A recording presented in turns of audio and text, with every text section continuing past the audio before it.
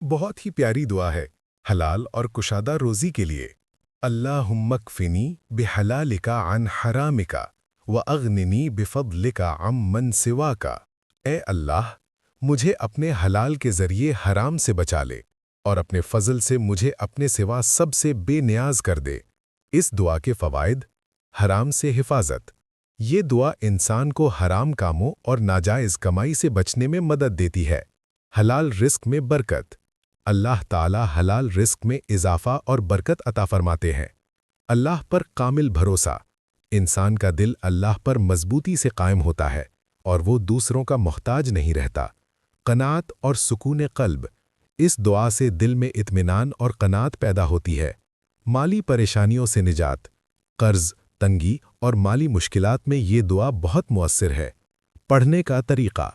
دعا پڑھنے کا طریقہ یہ ہے کہ شروع اور آخر میں 11 مرتبہ درود شریف پڑھا جائے۔